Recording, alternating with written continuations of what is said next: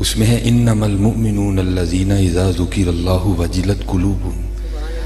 مومن وہ ہیں کہ جب ان کے سامنے اللہ کا ذکر کیا جاتا ہے تو وہ وجد میں آ جاتے ہیں.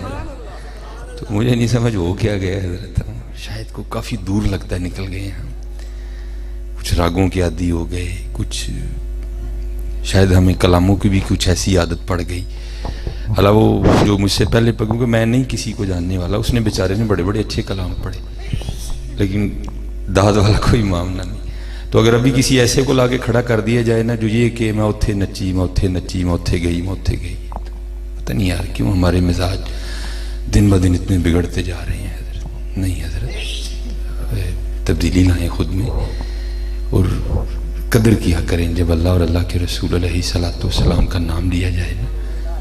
یہ نکلیں ذرا ان معاملات میں سے نا.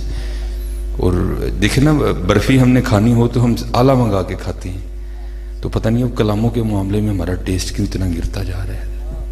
اعلیٰ حضرت کو پڑھو، سامنے سے حرکت میں کوئی نہیں آئے گا. بیدم وارسی کو پڑھ لو، کوئی حرکت میں نہیں آئے گا. اور کسی ایسے شاعر کو پڑھ لو جس کا پتہ نہیں ہے کون، تو جناب وہ ٹھٹوں کے ٹھٹ پھر جو ہے نا. نہیں حضرت، اور حالات بہت زیادہ جو ہے نا وہ دن بدن خراب ہوتے جا رہے ہیں. اللہ کرے کو بہتری آئے.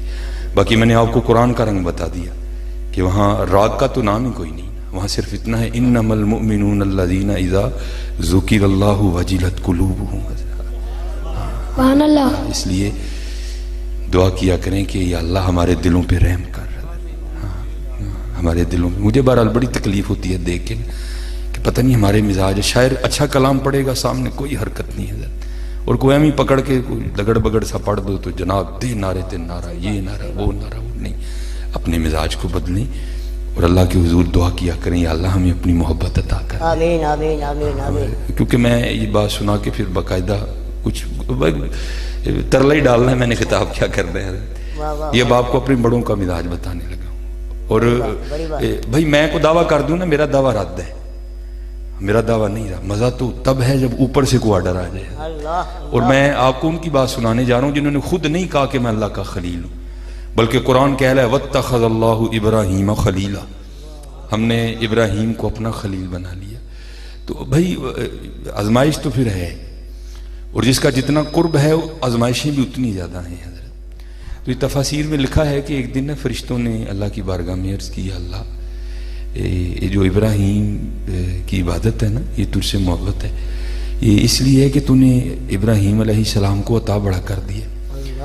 اور بس کچھ نے کہا ہے کہ یہ ضعیف ہے. بہرحال لکھا ہے کہ جو حضرت ابراہیم علیہ السلام کے، چلو میں پنجابی میں کہہ دیتا ہوں، جو ڈنگر تھے نا، جو آپ کے مال مویشی تھے، ان کے گلوں میں جو پٹے تھے نا حضرت، وہ سونے کے تھے، اور جو قلعے تھے نا وہ چاندی کے تھے. یہ تفاسیر میں لکھا ہے. اتنا اللہ نے اپنے خلیل کو عطا کر دیا. تو فرشتوں نے عرض کی، اللہ یہ جو عبادت ہے نا یہ اس لیے ہے، اگر یہ نہ ہو تو پھر ابراہیم نہ تجھ سے اتنی محبت کرے. تو اللہ کو تو پتا تھا نا قلب خلیل کا کہ اگر یہ دھڑکتا ہے تو میری محبت میں دھڑکتا ہے. فرمایا پھر اس طرح کرو، جاؤ ٹیسٹ کر لو جا کے، ابراہیم کو ٹیسٹ کر لو جا کے. تو تفسیر میں لکھا ہے کہ ایک فرشتہ نا بصورت انسان ایک پہاڑ کی چوٹی پہ کھڑا ہو گیا. اس نے کوئی مائک نہیں منگایا، کوئی راہ نہیں لگایا حضرت، کوئی سر شر نہیں تھا حضرت. اس نے حضرت پکارا اللہ، وہ بس کہنا تھا، اور ابراہیم علیہ السلام کے کانوں میں پڑھنا تھا کہ آپ بے چین ہو گئے. اٹھے ہوئے، کس نے میرے محبوب کا نام لیا؟ اب وہ تلاش کر رہے ہیں، تو ظاہر فرشتہ کھڑا تھا، مل گیا. آپ نے پوچھا بھئی یہ ابھی فضا لفظ اللہ سے گونجی تو تو نے سنا؟ وہ کہتا ہے جی سنا. تو آپ نے فرمایا چل سنا تو نے بھی، لیکن کیا تجھے پتہ ہے یہ کس نے کہا؟ اللہ. تو فرشتہ کہتا ہے جناب میں نہیں کہا ہے. تو آپ فرمانے لگے یار پھر کام نہیں کرتا، ایک بار پھر کہہ دے. تو کیونکہ آزمائش آئی تھی نا، تو وہ فرشتہ کہتا ہے حضرت میں اس طرح نہیں کہوں گا، کچھ لوں گا، کیا دیتے ہیں؟ تو آپ نے فرمایا یار نظر اٹھا، شاید تیری نظر بھی تیرا ساتھ چھوڑ دے. اس سے آگے بھی یہ جتنا مال ہے نا، یہ جتنے اونٹ ہیں، بکریاں ہیں، گائیں ہیں، یہ ساری میری ہیں. چل تجھے آدھا دے دیا. ایک دفعہ پھر کہے اللہ. وہ اب کہنے والا فرشتہ ہے، سننے والے حضرت خلیل ہیں. وہ فرشتے نے پھر کہا، تو ہماری طرح تو نہیں تھے نا حضرت.